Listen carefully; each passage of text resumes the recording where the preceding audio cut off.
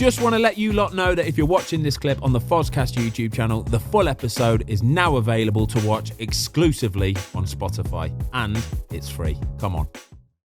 In the car this morning, dropping my kids off at school, my daughter, for some strange reason, asked about drug testing in football. And I was explaining to her how it's done. Come on then. That on any given time, the drugs testers can come in and do a random drug test in the football club, and they can ask for either a hair sample, a blood sample, or a urine sample. And they will pick 5 players, supposedly completely at random, and they might come into a training ground once every month, maybe 6 weeks, but it's completely random. And the new style of testing that they do now is hair, and they take armpit hair. It's not off your head, it's through your armpit. And I shave my armpits, so I trim them, so there's never any hair there. So the one time they asked for, because they don't always ask for hair, they might only ask for urine one day, or sometimes they'll say it's blood and urine, or it's blood, urine and hair. And I'll be like, I've got no hair. And you have to show them, but then they'll just take a little clipping of hair from your head. So do you have to give them?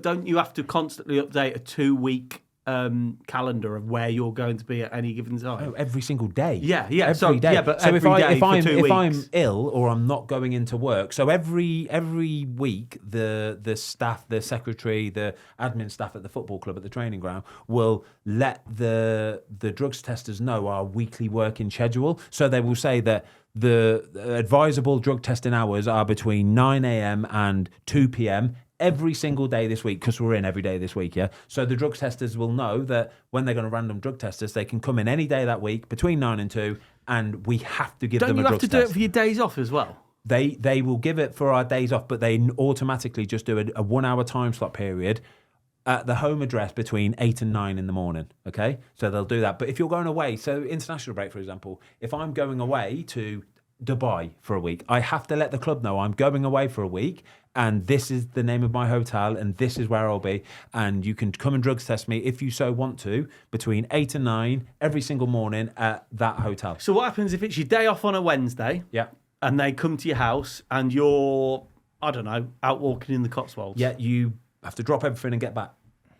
What happens if you're on the day trip to Paris on the Eurostar? You should have told the club that you're on a day trip to Paris in the Eurostar, and then you should have had that hour time slot between 5 and 6 in the morning, or 6 and 7 in the morning. A couple of strikes, and you. This is what happened with Rio, isn't it? It's big responsibility, not only on the player to take ownership, but they have to pass that information then to the medical staff, which then has to get passed onto the Premier League. The Premier League then pass it onto the drug testers. So it's a big operation, but ultimately it always falls back to the player. It's always the player's responsibility to make it known and make the club aware where you will be at that hour time. You have to give them a 1 hour time slot every single day.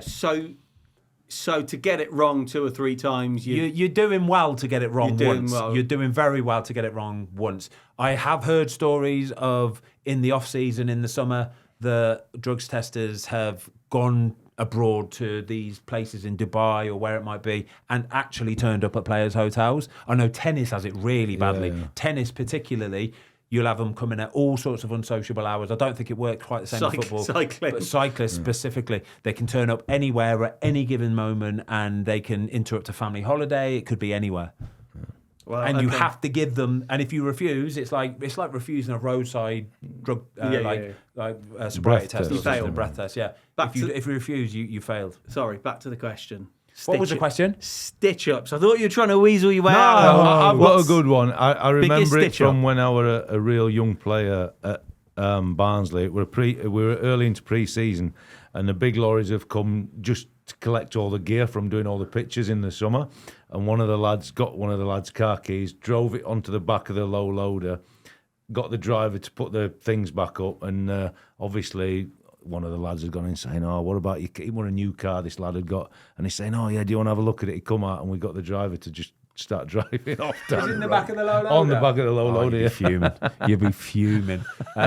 So it's a car-related one I've got as well, actually, is because I think they're easy targets for lads, because when you get to train in the morning, you just put your car keys in your pockets and you just hang them on your peg, and not many clubs or training grounds have like lockers or passcodes and stuff, and even if they do, you very rarely use them because you're just in and out and you trust everybody anyway.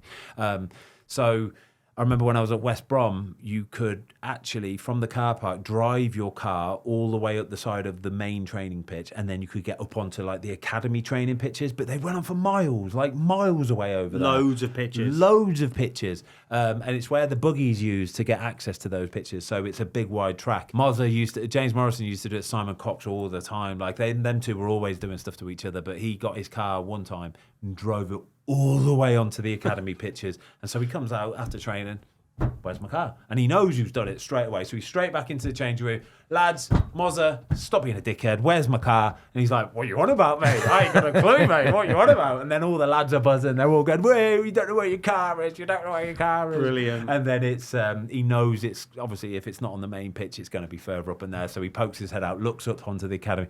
He's like, you're an absolute dickhead. So then he's got to go and walk and trudge up it. All the lads are buzzing. Everybody's out from the canteen buzzing off him. It's legendary. I tell you, this is completely off topic here, but a lad that we know, you can probably guess who, nicked the groom's car at the wedding, like about 9 o'clock at night, drove down like the 6th fairway and drove it into a bunker and left it there. Well, I ain't having that. Like the nick in the car bit's all right, not onto a golf course. That is not sacrilege. Oh, no, he's not hammering it around the golf course, but mate, he's driving a car on a golf course. Yeah, I'm not having it. I'm yeah. not having that one little bit. How many shots to get out the bunker? Hey. Yeah, there you go. Right, one more. We'll do one more because there's another part 7, 8, 9, 10, 400. How upset are players when they get relegated, genuinely? Or is it straight onto the agent? Where am I going? It's a tough one. It depends.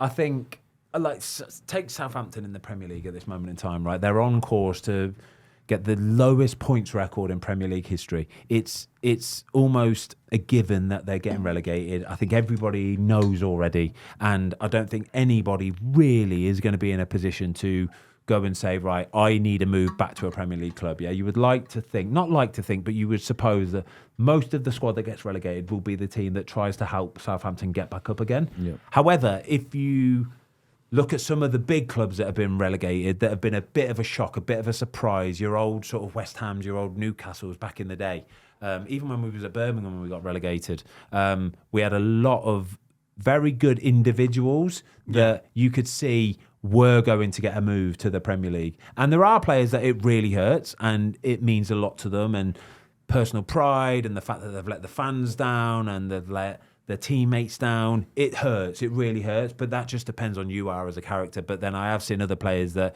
they're just mercenaries. They are chasing the buck, they're chasing the dollar, and as soon as they can get that move, they'll be gone. Simple as that.